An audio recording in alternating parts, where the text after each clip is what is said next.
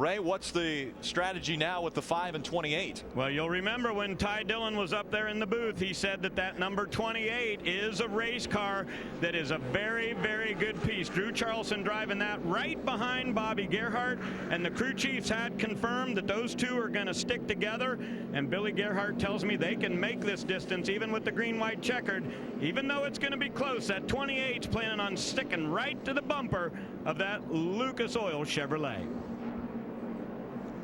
Well, it's a pretty good strategy, since we know that Bobby Gerhart always is a factor when a checkered flag flies at Daytona.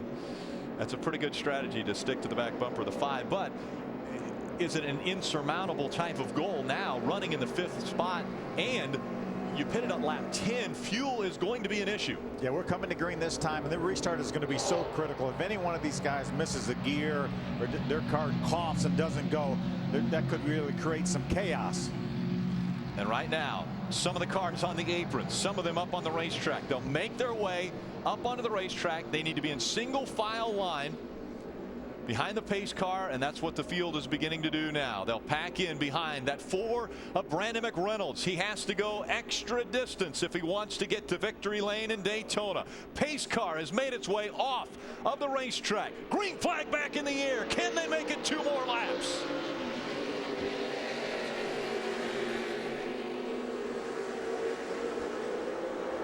Brandon McReynolds coming up to speed. Chris Windham just behind him. Will Kimmel running 3rd in that 68. We had one car run out of gas. Alex Bowman in the 22 car ran out of gas. There he is right there. He will definitely not make it around if he'll make the hard left-hand turn and get out of the way. Looks like that's what he's going to do. He turns off the racetrack, gets out of the racing groove. Now the question is, who's going to make it to the finish? Those that are gambling on fuel. A little bit over a lap, a little less than a lap and a half to go right now for our leaders. Coming out of turn number 4. This time they'll see the white flag, meaning 1 more lap of racing at Daytona. White flag in the air. Brandon McReynolds 2.5 miles away from his first victory in the ARCA Racing Series. Brandon McReynolds had a great run at Talladega last year, had a fuel pickup issue, was not in contention at the end of the race, even though he was running up front. He's got about 3/4 of a lap here to get it done. Will someone gamble and peek outside of this line? Down the backstretch they go, sideways. Back about 6th place was Charlson, I believe. I believe that was Brett Hudson. Hudson just behind him in the 09. Got turned completely sideways and saved it.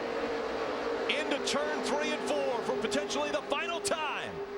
Brandon McReynolds in front of Chris Windham, trying to hold on. Coming out of turn number 4. Look at the run. Look at the run by Bobby Gerhart. Gerhart on the outside. 4 wide as they come into the tri-oval. Gerhart coming through the tri-oval, and he'll win again. 8-time winner, Bobby Gerhart. Trouble as they pass across the start-finish line. And all sorts of cars out of fuel. Great variation in speed, and somebody got together. They need to slow it down here. This race is over. There's cars flying through here with cars sideways. Did we just say you can't count Bobby Gerhart out until the checkered flag flies? Bill Gerhart celebrating, saying, how did this just happen? Well, I'll tell you how it happened. Guys like the 4 of Brandon McReynolds running out of gas. Windham in the 32 running out of gas. The 68 of Will Kimmel running out of gas. And guess what? They stopped 1 lap later than those other cars did. 1 lap, and that's all it took. And they go to victory lane for the 8th time here. Watch this, Rick. Coming out of turn number 4. Wyndham's the first one to run out of gas. That pack of 3 checking up now. Kimmel trying to move to the inside. You see the 4 runs out of gas.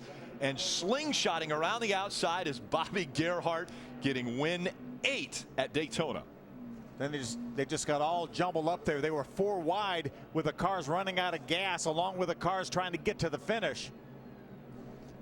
I'll tell you what, Bobby Gerhart just put himself in a class of his own. Certainly did. Look at this now. Look at how slow Brandon is right in the middle of the racetrack. See people get turned around right there. How about the job Brett Hudson did with the 09 car? Watch. take a look at some of the reactions of the teams as they're coming out of 4. Top right, Mark Rett, crew chief for Brandon Reynolds. There's Billy Gerhardt, Bobby's brother. You see their crew there. Left side top of your screen.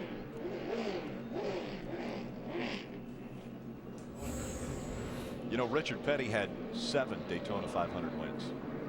Bobby Gerhardt just made it 8 ARCA Racing Series wins at Daytona.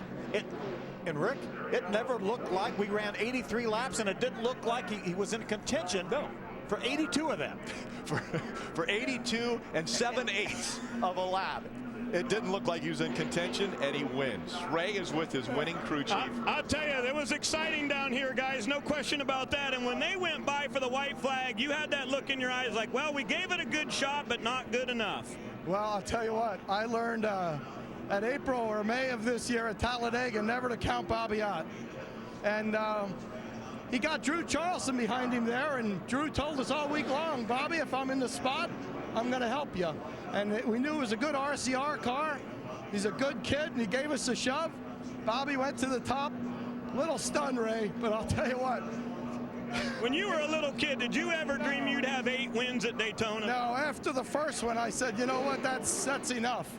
But to come here and win, especially after yesterday's trouble, this group of we were in rough shape for a couple hours. We went back to the hotel, regrouped, laughed about it a little bit, and said, let's go get them.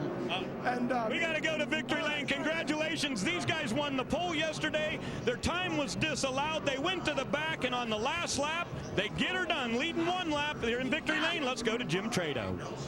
Putting the hat on for the 8th time at Daytona International Speedway. Bobby Gerhardt, a champion again at his favorite racetrack. It was Gerhardt versus the field heading into this one. What an improbable run for Bobby Gerhardt. They work on these cars 12.5 months a year. That doesn't add up, but that's exactly how much they care about racing here at Daytona. This is the car that won last year. They built a brand new one. It didn't test as well. But indeed, Bobby Gerhardt climbs out for the 8th time, a champion in the ARCA Racing Series at Daytona. The 60th season starts with a bang, and how great is number 8, Bobby? Unreal. That last lap like a dream. You know what? I guess I learned a long time ago, take what's in front of you. And I knew nothing was coming from the back. The only shot left was go high. I did have a good run.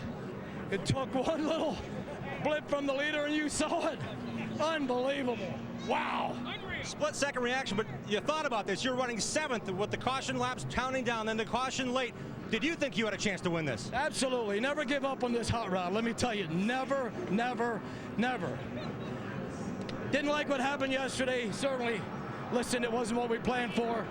But naturally, we had a long evening. Put our heads together. You know, that was our strategy today, to come in early. It could have went a whole lot different. Absolutely could have went a whole lot different. Could have got a caution in that middle, and we would have looked like the ones. However, the way it worked out, we actually needed a little bit of fuel that we got a couple laps later, so unreal. The Gerhardt way, the winning way at Daytona. Bobby Gerhardt for the 8th time, a winner in the ARCA Racing Series at the World Center of Racing. They're getting good at that. Celebration in victory lane. Unbelievable.